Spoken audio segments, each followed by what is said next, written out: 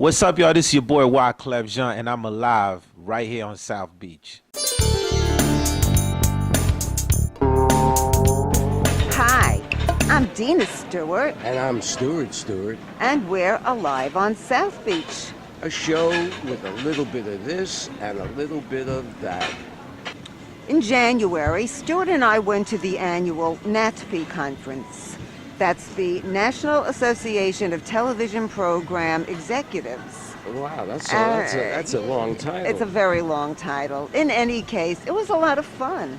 It was. It usually has a lot of celebrities, but in addition to that, it has a lot of very interesting people who are selling ideas. Some make sense and some are so off the wall that you just go, huh? But I enjoy their company, and it's just a great place to meet people from all over the world. And here's an example of some of the people we met, including one of the pioneers of the reality show genre.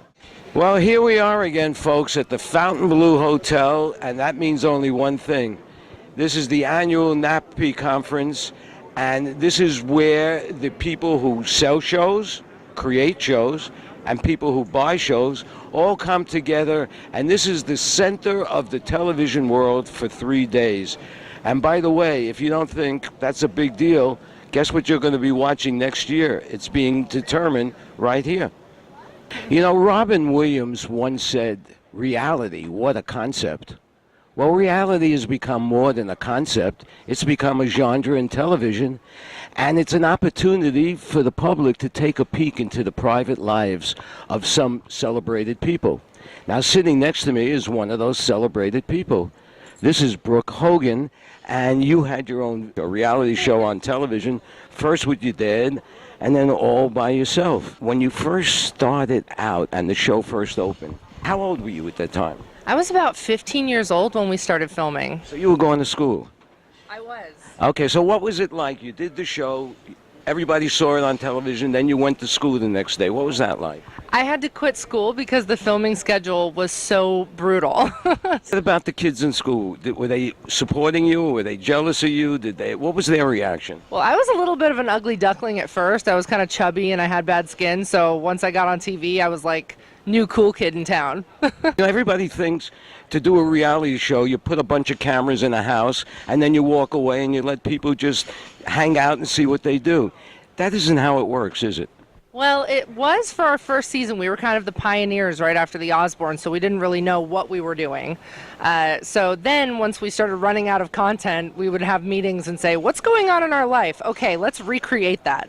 Now, did the writers sort of help things along by sort of pressing your buttons or something? So did you hear what she said, or would they instigate issues so that it would look good on the screen? We actually had a fantastic crew, and we were like family, so there was no instigating. It was kind of like taken off of the concept of Father Knows Best, where there was a moral at the end of the story.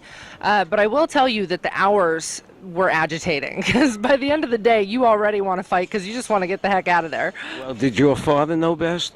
My dad definitely did, yeah. And then I knew best. Who knew better? I definitely knew better. We ended up with Brooke Knows Best, and that was a really fun show. Why are you here at NATPE, and what's in the future for you? Well, I'm here right now because I just finished filming a new show called The Fashion Hero. And the one thing that really drew me to this project, because I made a promise to myself, I'm like, I'm only going to do things that register as pure with my soul. And the thing that drew me to this project was that it's changing the standards of beauty. So How? We took normal people, and we told them that they were beautiful exactly as they were. You don't need to be stick skinny and have perfect skin and hair. So it was really life-changing, and I think I've cried more than I ever have in a month than in my whole life. Well, does this include men? It does include men. So could you make me into another pretty face? You could absolutely be like a beard model or something, or a mustache model, for sure. You never know. I might have a future in that. With this show, I just saw a sign. People can register to be the models. People can go on thefashionhero.com and register to be one of the models on the next season. So it's really cool. We have almost 500,000 people on our Facebook, so it's becoming a movement. Well, folks, here's an opportunity to hit the big time and end up with a career as a supermodel. And it could all start here on this show. Tonight is the opening party for NATPE, and they're having their annual get-together here at the Eden Rock in Miami Beach. And we were walking along, Dena and I, minding our own business, and I bumped into this lady who said, "Can I ask you a question?" And my answer was, "Yes, you can, if I can ask you a question." Okay. So let me ask you a question. Why are you here? I'm here with my boss, luckily, and we presented our striptease reality show here in NATPE. And what do you expect to happen if the world is perfect and everything worked out the way you wanted it to? What would you hope would happen as a result of being here? Our result is to sell this show and to show people how can they be lucky in every moment, in every profession, in every country. Well, you're from Russia. What makes Russian television different that, Americans would appreciate it? Oh, Russian television is kind of a mix of cinema, TV, and theater. And there is a lot of politics, and we are trying to do some art. What part of Russian television do you personally like the best? I love movies. Who's your favorite star? Brad Pitt. I'm a girl. This is Dr. Mario. So tell me, what are you doing here at NATPE? Well, we're actually making history here at NATPE because this is the first time on American TV where we're producing a health and lifestyle show for nearly 1 billion people from all over the world that speak Spanish and have the Latino heritage and Hispanic heritage. This is a 22-year-old journey for me, going back to 1995 when I was a missionary in Tijuana, Mexico. And this was right before going into medical school, and I came to the realization that I was seeing poverty and life inequalities that I had not experienced when I was in Puerto Rico. So I said, wow, what an amazing opportunity to be able to bring everything that I'm going to become and everything I'm going to learn and my experiences to so many people after medical school. What kind of doctor are you? It's 2 long words: interventional radiologist. So all of those people that look at your show and they don't know what that is, my answer to that is, that's awesome. Why? Because that means they have not been sick enough to need it.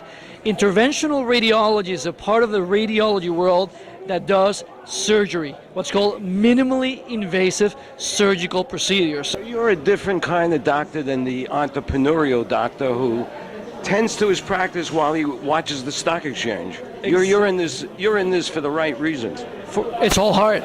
That's why I always say, de mi corazón a tu corazón, a tu salud, or in English, from my heart to your heart to your health. It's all about the heart. I can't say anything after that except we all got to have heart. It's always fun and interesting when Barney Rosenzweig stops by. He's one of these guys who just knows about everything and has interest in so many different things. I just love having a conversation with him, and they go on for hours and hours. I met him when I was interviewing both him and his wife for an event because he's one of Hollywood's best known creative producers, and his wife is one of Hollywood's best known actresses. Winter season is always a guarantee that Barney Rosenzweig is going to stop by. This is the creator of Cagney and Lacey, one of the best detective series to hit, and one of the pioneers in bringing women closer to equality by showing that they have lives and that they could be detectives just like men. So what have you been up to? I fulfilled a childhood thing of mine. I went to, when we were in New York, I went to see the Mikado, which when I grew up, my father made me a Gilbert and Sullivan file. Lou could sing the entire libretto for the Mikado at the age of 3, and it was a real disappointment. Are we deluding ourselves because we're older, that we want to see what we remember, when in reality, nothing is ever going to be like that again? Well, delusion is part of getting older. I mean, I delude myself that I look something like I used to, you know. Do you think there's one more big adventure ahead for you? There was some loose talk about doing a documentary about myself. And I was really excited about it. I really wanted to do that. I mean, you know, how did this guy, this Mrs. Rosenzweig's little boy from East LA, you know, This is what television was like when he was in East LA, and this was what television was like after he had his shot at it. And there's a remarkable difference. I had some impact in the world.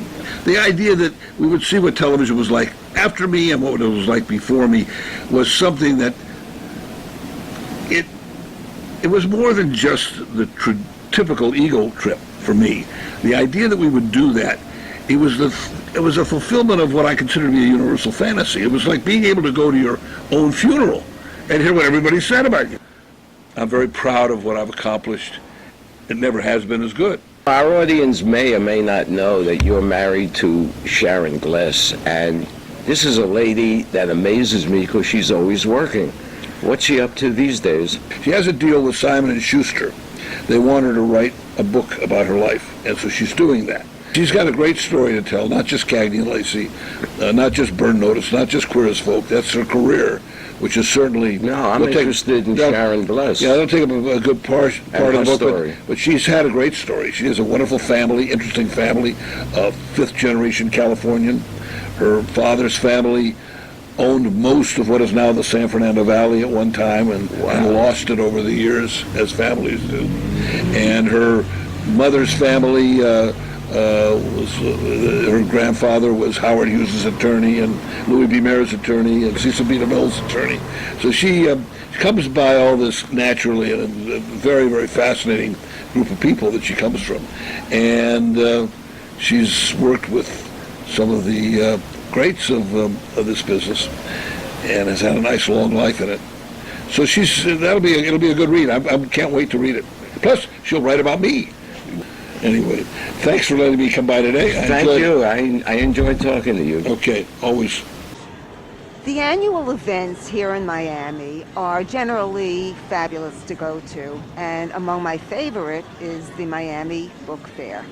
And this year we ran into an old friend of ours. I'm sitting with Tom Austin, and we're here at the Miami Book Fair International, and we're here to cover it. Tell us why you're here. I'm here. I come every year, so it's a chance to see everybody you've ever known your whole life in Miami. And it's the only time you ever see them is here. It's very strange. Well, let me explain to the audience that you have been a writer down here in Miami. When we came down 30 years ago, I think you were writing. Yeah. And you used to write some very interesting stuff about the nightlife on South Beach. What do you remember about it that you could share with an audience that only heard about it but wasn't there? Well, it was definitely wilder. It was less rich. South Beach now is like Palm Beach. It was bohemian kind of in a sense. I think it was even in the 90s, you were starting to see the switch to champagne and VIP rooms and all that. But 80s, late 80s, 90s, it was kind of a golden time. What's your best memory of the old days? My best memory. I think the opening of the Marlin. Although I only stayed for half an hour, I was so blasé. But when I look back at the list of names, or all the cool fashion people, and it was just an ordinary night. It was amazing. I think about it, and that was kind of a good time. What was the most amazing night for you on the beach? A couple nights that I got home safe. That was a big night. Well, here we are. Where are we? We're at the cafe at Books and Books on Lincoln Road. And who are you? I'm Dena Stewart. So that must mean I'm Stewart Stewart. And we're alive on South Beach. For syndicatednews.net or SNN.BZ. And I want to thank all our friends here on South Beach, in Florida, in the United States, and around the world, and especially in China, where we just got an analytic report that we had 12.5 million visitors watching Alive on South Beach. Hi, I'm Shaka Khan, and I'm alive on South Beach.